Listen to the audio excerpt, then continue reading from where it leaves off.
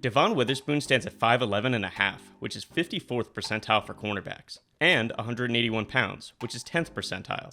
His 73 and 5/8 wingspan is only 18th percentile, and his arm length of 31 and a quarter is 42nd. This size and the lack of length is concerning for an outside cornerback, which explains why NFL fans were shocked when he's picked by the Seattle Seahawks, a team notorious for loving big, lengthy, outside cornerbacks. John Schneider has been the Seahawks general manager since 2010, and in that time frame, we've seen Seahawks cornerbacks such as Richard Sherman, who stood at 6'3", 205 pounds and had 70th percentile arm length, Brandon Browner, 6'4", 221, an insane 6'8 wingspan, Byron Maxwell, 6'1", 202, with 96th percentile arm length, Shaquille Griffin, 6 foot, 194, 79th percentile arm length, and Tariq Woolen, the freakiest of them all, at 6'4", 205, and 97th percentile arm length.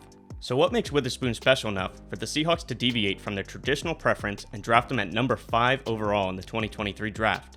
And why has he been absolutely killing it so far this season? The short answer is that Witherspoon makes up for his lack of elite size with an aggressive mentality, a high football IQ, and elite reactionary athleticism. But to understand further, let's dive into the film and the numbers.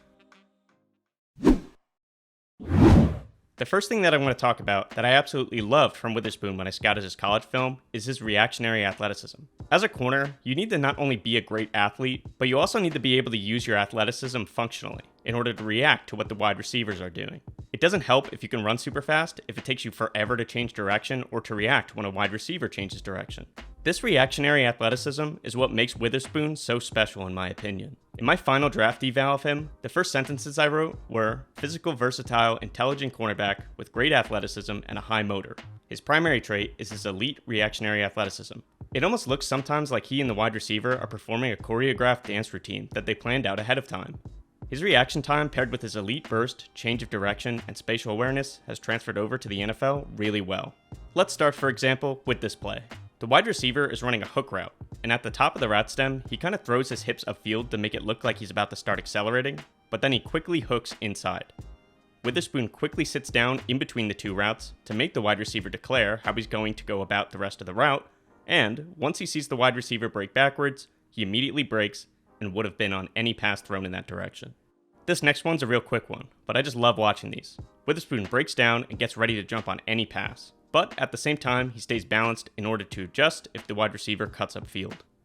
This one is also an awesome play in coverage by Witherspoon. The Giants know that Witherspoon is an aggressive guy, so they're going to try and bait him with a stop and go route. What they're trying to get him to do is to pursue downhill and then have Slayton beat him over the top. As you see, dude does not even care, like at all. He just does his little dance thing with Slayton here, and DJ has nowhere to go with the ball. Witherspoon is also watching the wide receiver across the field here, and his elite burst would allow him to break on the ball and get involved in a tackle, depending on where DJ throws it. So he's a huge zone of influence on this entire play. But let's take a look at some of that elite burst I've been talking about. This is Witherspoon's second game back from a hamstring injury. Witherspoon drops into his zone while keeping his eyes on the quarterback. As soon as he sees that ball go up, not even released yet, he plants his foot and flips his hips and immediately works downhill, accelerating into this wide receiver and ending the play. But speaking of fluid hips, we don't really need to see this whole play, but just look at this dude. He backpedals and then bam, he's all over it. This guy is not getting the ball. And then last one in this category that I want to show, here Hodgins is going to run a hitch and go. So he'll run up, back towards the quarterback, and then go. He then works it towards the sidelines in the scramble drill to attempt to make himself available, but Witherspoon is all over it. The craziest thing on this play is that on the initial hitch, Witherspoon and Hodgins are planting their foot and cutting down at the same time. Witherspoon flips his hips downhill, but then loses his balance attempting to flip them back uphill, but he still stays with the receiver and shuts down this play. But Witherspoon pairs his elite athleticism and reaction time with a very high football IQ and great spatial awareness. Although we'll talk more about his run defense later, this play does a great job of showing all his skills together at once. Witherspoon keeps his eyes in the backfield to see where the ball is, and at the same time, he sees that the Giants' offensive line is down blocking, and at the same time, he sees that Darius Slayton is working his way towards him. Processing all this information, he knows it's a run, and he knows that he has to get past Slayton. So what he does is he bursts forward, from a complete stop mind you, and beats Slayton to his spot. He then just sits down and literally just boxes him out to fill the gap. He then accelerates again into the ball carrier to end the play. This is outstanding. On this next play, Witherspoon is blitzing and he knows he is. When DJ looks over at the slot wide receiver, Witherspoon makes sure he's moving with him and that he turns his head to look at the slot receiver. But as soon as DJ looks away, Witherspoon moves forward, and he times this perfectly too, as he's seen this play on film before and he knows that the Giants are trying to get that wide receiver a running start to create some separation. So he moves quickly, right after Jones looks away, and he's right in there immediately for the sack. The head fake is just such a tiny thing to disguise the play more, but what's so impressive is his timing. This is actually the 11th fastest sack in the NFL so far, with a time of 2.5 seconds to get to the quarterback. Next, Witherspoon sees Paris Campbell swing out and he reads it instantly. He breaks downfield with a great angle and collapses on Campbell. Immediate recognition, doesn't waste his time with the wide receiver, and he pursues as soon as he sees the ball leave the quarterback's hands. It seems simple, but sometimes players will freeze when processing all this information. They're thinking about how they should cover their wide receiver, and also thinking about how they're going to end this play. And sometimes they just get stuck in between and wind up not being impactful at all and giving up 2 big plays. But Witherspoon just doesn't. He chooses one, and he chooses correctly because of his high football IQ. Here, Witherspoon is reading the wide receiver's body language, and he takes a mere step backwards. He literally comes from a complete stop, sees the blockers moving forward, jukes out a blocker, and then wraps up Laviska Shenault on the screen. This is a great play to show his spatial awareness. He's keeping his eyes locked on Shenault, but he navigates traffic super well and takes an excellent path to the ball carrier, who's almost 30 pounds heavier than him, but he brings him down. Next, Witherspoon covers his player, not grass, while also keeping his eyes on Danny Dimes, who's just staring bullets into the receiver here. Honestly, I wish there was more to say on this, but Danny Dimes just tries to put this on the wide receiver's back shoulder, and Witherspoon does an excellent job of working to the ball and getting in front of the wide receiver instead of letting the ball come to him. Many times you'll see cornerbacks who are not as aggressive at the catch point kind of just wait for the ball to get there, and then the wide receiver will get in front of them and take it. You really need to come to the ball, and Witherspoon does a great job there. Also, on this return, he became the fastest ball carrier in the game with a speed of 20.25 miles per hour. For reference, Tank Dell has the 20th fastest in-game speed in 2023 at 20.82 miles per hour, so Witherspoon is slightly under, but I can't really see where that ranks on NGS, but maybe it's around there. But last, we'll get to his mentality. It's not a secret that many NFL cornerbacks are not particularly fond of tackling. A lot of times, even the ones who are willing are not able, and it makes sense. Many quarterbacks have to be light enough to track down fast receivers, and they also have to spend way more time developing their coverage technique rather than tackling technique because that is what they primarily are supposed to do. But something that separates Witherspoon from the rest of the corners is the tenacity that he plays with in all phases of his game. Let's look at him first as a run defender. As you can see here, Witherspoon keeps his eyes in the backfield while maintaining his own. Despite there being 4 other teammates around, he flies in to secure the tackle, making sure the ball carrier gets to the ground. Again, on this next play, Witherspoon recognizes run.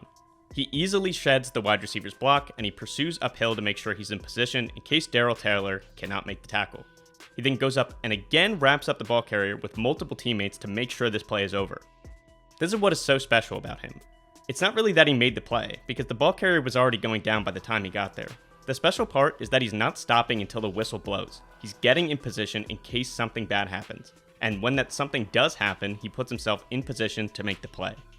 Same idea here. He sees run, keeps his eyes on the ball carrier, and works his way across the entire field. He works upfield to make sure he's the proper angle, and he closes in on the back to stop an even longer play. This next play is all Witherspoon. He keeps his eyes in the backfield, he does a great job locating the ball carrier and navigating through traffic. Witherspoon sits down here to stay disciplined in order to not over-pursue, making sure to protect both the inside and outside of the blocker's shoulder. Once he sees Jahmyr Gibbs cut, he immediately accelerates and wraps him up for a loss. Very similar play here. Witherspoon is the last guy protecting this edge, so it's super important that he doesn't give it up.